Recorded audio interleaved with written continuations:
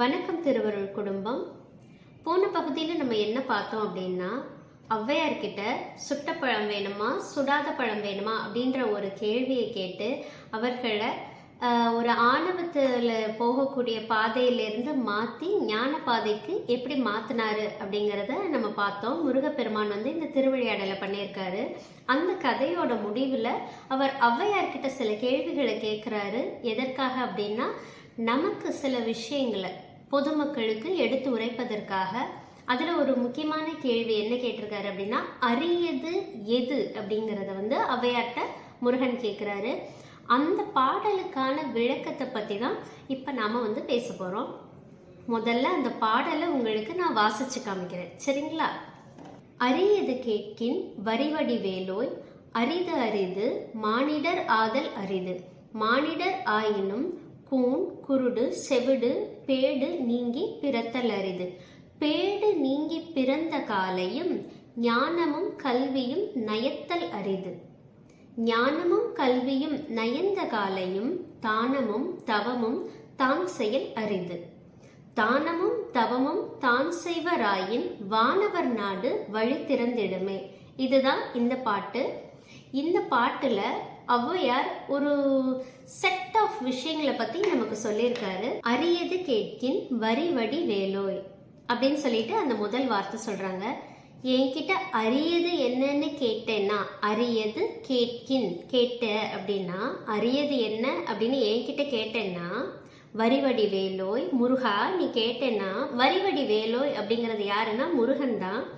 ஏன் வரிவடி வேலோய் அப்படின்னு சொல்றாங்க அப்படின்னா, ஒரு கருத்து இருக்கு. இதன் மூலமா அச்சாணித்தனமா அந்த கருத்தை ஔவையார் உறுதிப்படுத்துறாங்க.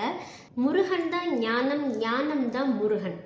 அப்படிப்பட்ட அந்த ஞானமே எழுத்து ரூபமாக வரி ரூபமாக தமிழ்ல இருக்காரு அப்படிங்கிறத ஔவையார் அங்க சொல்றாங்க. வரி வடிவு, அதாவது எழுத்து வடிவில் எழுதக்கூடிய வரி வடிவமாக இருக்கக்கூடிய வேலை தாங்கியவனே வேலோய் அப்படின்னா வேலை வைத்திருப்பவனே அப்படின்னு ஔவையார் சொல்றாங்க. அதாவது தமிழ் எழுத்துக்களின் வரி வடிவமாக விளங்கக்கூடிய வேலை தாங்கிய முருகனே அப்படிங்கிறது தான் இந்த முதல் வரிக்கான அர்த்தம்.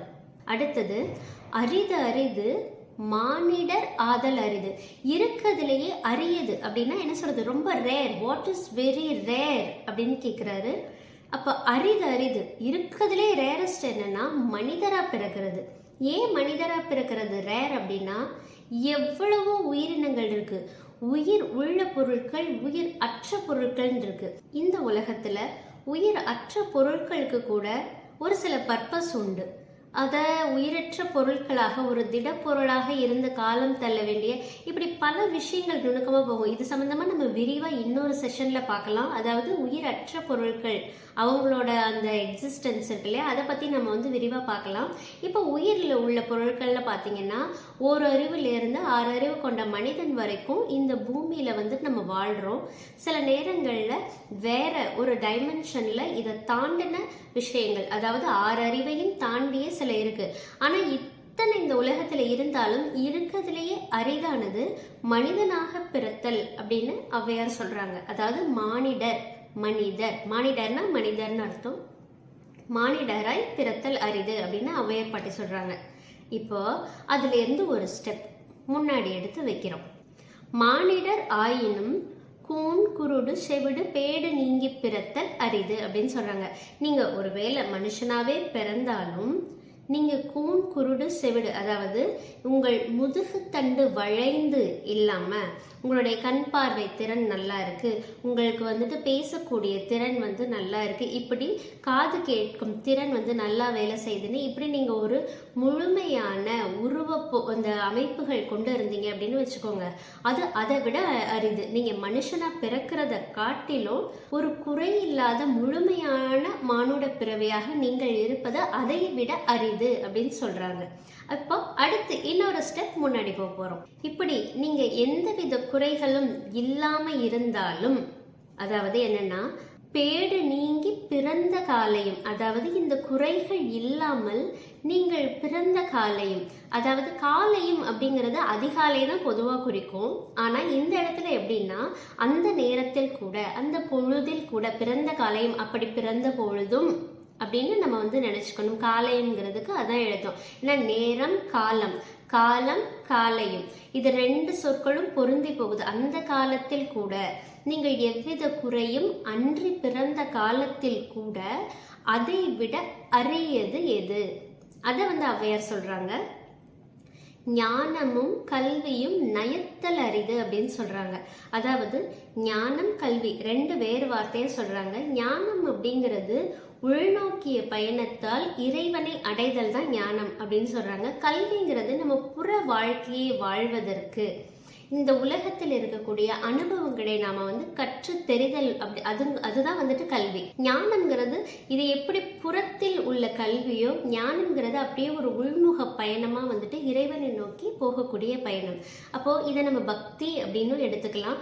பக்தியின் மேல நாட்டம் இல்லாதவர்களுக்கு உள்முக பயணம் மூலமாக, தியானத்தின் மூலமாக கிடைக்கக்கூடிய ஒரு அமைதி, அந்த வெட்ட வெளி, அந்த பெருவெளியில கிடைக்கக்கூடிய தரிசனம், அது ஞானம் அப்படின்னு நம்ம கருதலாம். ஏன்னா எல்லா மதங்கள்லையுமே இறைவனுக்கு உருவம் கொடுக்கறதோ, இறைவனுக்கு ஒரு பெயர் கொடுக்கறதோ செய்யறதில்லை. ஆனாலுமே மறைமுகமா எல்லாரும் இறைவன் இருக்காரு, ஒரு இறை பொருள் இருக்கு, அது ஒரு தன்மை அப்படிங்கிறத ஒத்துக்கதான் செய்யறாங்க. அப்படி ஒத்துக்கிட்டப்போ ஞானம் அப்படிங்கிறது ஒரு பக்தி பாதைன்னு வச்சுக்கோங்க.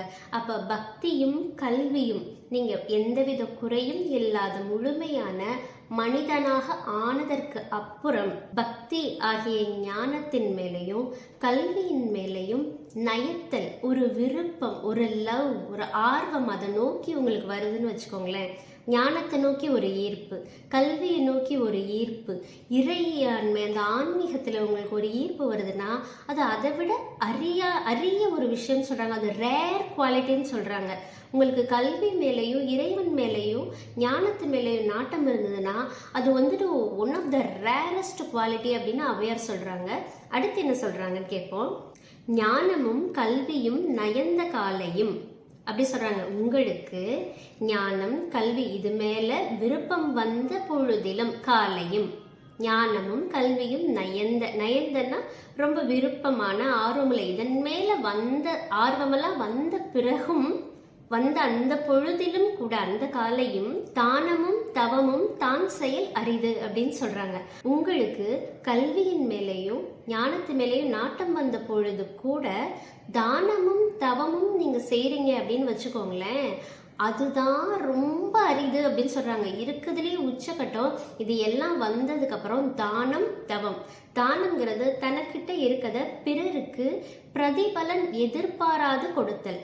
அது நீங்க பொன்பொருளா செய்யலாம், கல்வியை செய்யலாம், உங்களுடைய ஞானத்தை நீங்க இன்னொருத்தருக்கு கொடுக்கலாம், ஒரு குருவாக இருந்து நீங்கள் கடத்தலாம், ஒருத்தவங்களை வறுமைங்கிற நிலைமையில இருக்கலாம், இக்கட்டா ஒரு சூழ்நிலையில இருக்கவங்களுக்கு நீங்க உதவி செஞ்சு அது மூலமா நீங்க தானம் செய்யலாம். அதே மாதிரி தவம், தவம்ங்கிறது மன ஒருமைப்பாடை குறிக்கிறது. இது எல்லாராலையும் செய்ய முடியாது, நம்ம 1000 சொல்லலாம். அப்படி தவம் மேற்கொள்றதுக்கு ஒரு உச்சக்கட்ட ஒரு குவாலிட்டி வேணும், ஒரு மன ஒருமைப்பாடு வேணும், இறைவனோட அருள் வேணும். அப்படி தவம் பண்ணக்கூடிய ஒரு குவாலிட்டி, தானம் பிறருக்கு கொடுக்கக்கூடிய மனம், இது இணைஞ்சது ஒரு அற்புதமான ஒரு கலவை. இது இருக்கிறதுலயே ரேர்னு சொல்றாங்க. அதாவது இதெல்லாம் ரேர், ஆனாலும் அதனுடைய உச்சக்கட்டம் எது அப்படின்னா ஒரு மனிதன் தவமும் தானமும் செய்தல் தான் இருக்கிறதுலயே அரிது அப்படின்னு சொல்றாங்க. அப்படி சொல்லிட்டு இந்த தவமும் தானமும் தவமும் தான் செய்வராயின் வானவர் நாடு வழி திறந்திடுமே அப்படின்னு சொல்றாங்க. இப்படி தானமும் தவமும் செய்பவர்களுக்கு என்னன்னா வானவர் நாடு வழி திறந்திடுமே அப்படின்னு சொல்றாங்க. அதாவது சொர்க்கத்தின் கதவுகள், நம்ம எல்லாரும் நம்புறோம் இல்லையா, சொர்க்கலோகம் இருக்கு, அங்க தேவர்கள் வசிக்கிறாங்க அங்க தேவர்கள் வாழ்றாங்க அப்படின்னு நம்ம நம்புறோம் இல்லையா? அந்த வானவர் நாட்டுக்கான வழி இந்த தானமும் தவமும் செய்பவர்களுக்கு வழி திறக்கிறது அப்படின்னு அவை பாட்டி சொல்றாங்க. இப்படி அரிய பல விஷயங்கள் என்னது இருக்கிறதுலே அரியதானது எது அப்படின்னு சொல்லியிருக்காங்க. இதை கேட்டுக்கிட்டு இருக்க நீங்க எல்லாருமே இதை நீங்க பாக்குறீங்க அப்படின்னாலே நீங்க ஒரு மனிதர். அப்பவே நீங்க ஒரு அரிய மனிதராக மாறிட்டீங்க. அதுவும் இல்லாம ஒரு முழுமையான மனிதரா இருந்து ஒரு நல்ல உள்ளம் கொண்ட பக்திமானா இருந்தீங்கன்னா நீங்க ஒரு ஸ்டெப் மேல இருக்கீங்க. நல்ல ஒரு கல்விவானா இருந்தீங்கன்னா நீங்க ஒரு ஸ்டெப் மேல இருக்கீங்க. நீங்க இருப்பதிலேயே இந்த உலகத்திலேயே இந்த எக்ஸிஸ்டன்ஸ்லேயே அரிய விஷயங்கள்ல நீங்க ஒருவரா இருக்கீங்க. இது எவ்வளோ ஒரு சூப்பரான விஷயம் இல்ல? இந்த அரிய விஷயத்துல இருந்து இன்னும் 2 ஸ்டெப் போனோம் அப்படின்னு வச்சுக்கோங்களேன், இருக்கிறதுலேயே அரிய நிலையை நாம அடைஞ்சிடலாம். அது என்னன்னு கேட்டா தவமும் தானமும். இதை நம்ம மனசு செஞ்சு அதை ப்ராக்டிஸ் பண்ணணும். தானம் எல்லாரும் செஞ்சிடலாம், தவம் செய்யறதுக்கு எல்லாருமே ப்ராக்டிஸ் பண்ணணும். இதை நம்ம ஃபாலோ பண்ணோம்னா இது ரொம்ப கைக்கு எட்டக்கூடிய கனி மாதிரி இருக்கு. இதற்கு நமக்கு தேவையானது ஒழுக்கம் மட்டும்தான். இறைவன் மேல தூய்மையான பக்தி இருந்தால் அவர் நமக்கு வழிகாட்டுவார். நமக்கு நாமே நம்ம உதவி செய்யணும் அப்படின்னு நினைச்சோன்னா ஒரு ஒழுக்கம், அந்த ஒழுக்கத்தை நம்ம கடைபிடிச்சோம்னா மட்டுமே போதும். இந்த உலகத்துல இருக்கிறதுலையே அரிய விஷயமா மாறுறதுக்கான ஒரு வாய்ப்பு எனக்கு உங்களுக்கு எல்லாருக்குமே காத்துக்கிட்டு இருக்கு. நாம் அதற்கு செய்ய வேண்டியது ஒரு முயற்சி மட்டும்தான். இந்த வீடியோவில் அரியது எது அப்படின்னு சொல்லி பார்த்தோம். அடுத்த வீடியோவில் இன்னும் ஒரு 3 கேள்வி கேட்டிருக்காரு. அதுக்கான பதில்களை அடுத்தடுத்த வீடியோவில் நம்ம பார்க்கலாம். நன்றி, வணக்கம்.